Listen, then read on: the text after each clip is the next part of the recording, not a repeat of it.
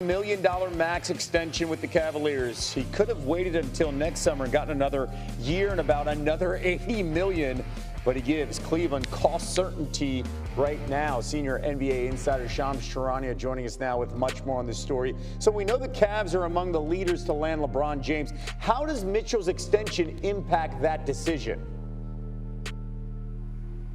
Kevin, it certainly helps because here you have a franchise cornerstone in Cleveland now doubling down on the franchise. This is the second extension Donovan Mitchell has signed since joining the Cavs in 2022. And I'm told Donovan Mitchell has been hands-on with his approach to trying to help the Cavs and work with the Cavs on roster upgrades after their run to the Eastern Conference Finals. And that does include the pursuit of LeBron James. And Donovan Mitchell has made it clear behind the scenes that he would embrace LeBron James coming and joining him in Cleveland. Another wing player that the Cavs have looked into along with LeBron James after figuring out LeBron James' decision is unrestricted free agent wing Jonathan Kuminga. But this decision by Donovan Mitchell is an early commitment for him. Like you waited a year from now for an extra $80 million, but he decides to double down on the Cavs now.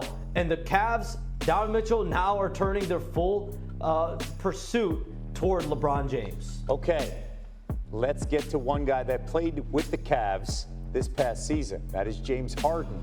He opted out of his deal with Cleveland. What can you tell us about his future with the Cavs? James Harden will be going back to the Cavaliers, Kevin, just depending on how this shakes out with LeBron James and other upgrades the Cavs are able to make.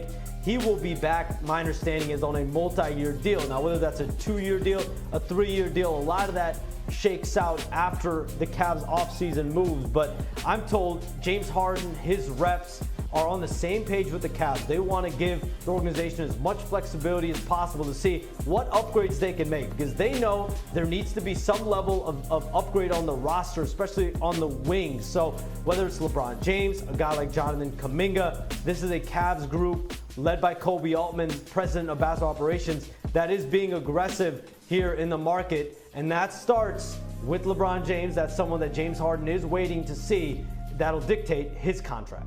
James, we're all waiting. We're all waiting to see what happens with LeBron James. And when we have that story, I promise you, Sean. What's up, everybody? It's your boy, Stephen A. coming at you, courtesy of YouTube, obviously, and SiriusXM.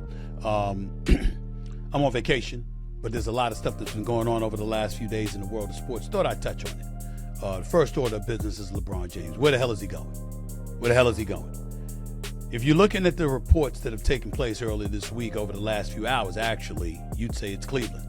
Donovan Mitchell, the Cleveland Cavaliers, just agreed to a 4-year, $273 million max contract extension that includes a player option for the 2030-2031 season and a full trade kicker. This is according to Shannon, who reported talking to his agent, CAA's co-head of basketball, Mr. Austin Brown. So Donovan Mitchell is committed to Cleveland, but he signed a year earlier as opposed to waiting an additional year that would have pocketed him an additional $80 million. He forgoes that, and as a result, because of that, that gives Cleveland, it is believed, a little bit of flexibility. Combine that with the fact that James Harden opted out of his deal, even though he's expected to re-sign with Cleveland. It appears that the two stars of the Cleveland Cavaliers, we can't forget Evan Mobley and Jared Allen, of course, but basically the backcourt of the Cleveland Cavaliers have absolutely positively no problem whatsoever with LeBron James returning back to Cleveland. And so that's what we're looking at right now. So I think the real question is, when we compartmentalize everything, is to ask ourselves a simple question. What's the best destination for LeBron James?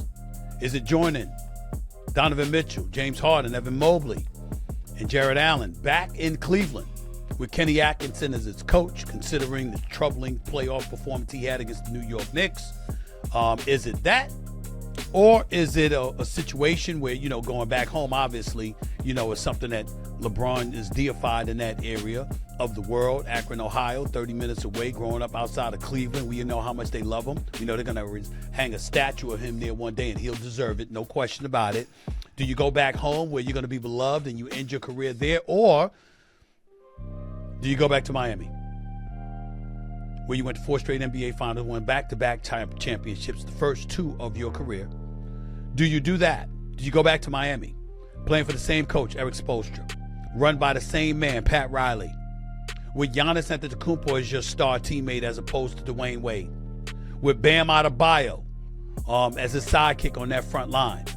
With Bobby Portis being there as well. You got three cats at least 6'10", ready to give you what they got.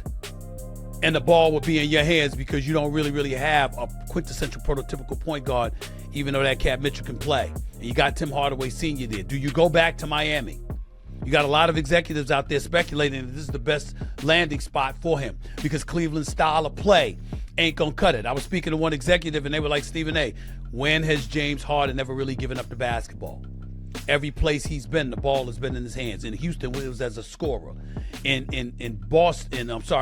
Brooklyn, it was as a hybrid. Sometimes a scorer, but for the most part a playmaker. But nevertheless, the ball is in his hands because he ain't moving but so much without the ball. How does that work, Stephen A.? How does that work if he goes back to Cleveland? That's why they rule Cleveland out, and they think that Miami is the best possible scenario. Then, of course, you've got the Golden State Warriors out west because the opportunity for LeBron James to team with Steph Curry, the greatest shooter God ever created, is something that's too tantalizing to pass up, not to mention the fact that, one of his good friends, his better friends in the NBA, meaning that of LeBron James, is a guy by the name of Draymond Green who would also be his teammate. I'm hearing they're together right now with Draymond Green doing everything he can to get LeBron James to Golden State. Haven't heard anything else, but that's what you hear. That's the scuttlebutt going on about now. I'll talk to Shams Charania in just a minute. NBA insider extraordinaire for ESPN. He'll break it down for all of us, but that's definitely a possibility. To me personally, that's something that you have to consider. I'll explain it in a minute. The fourth team would be the Minnesota Timberwolves.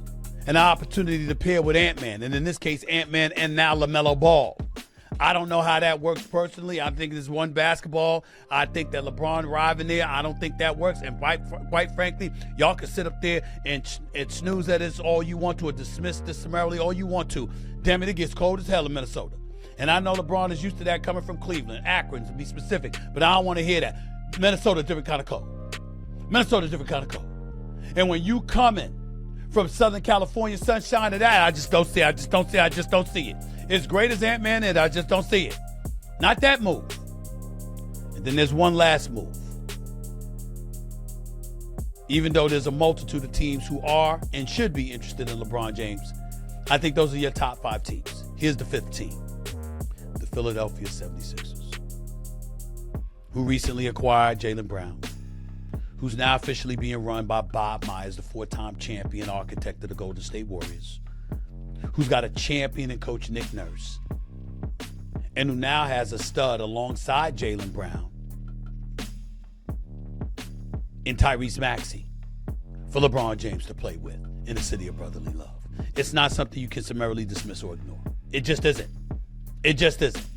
So when you look at it from that standpoint and you think about what options LeBron has available to him, some would argue Philly's the best option because if Joel Embiid could give you 50%,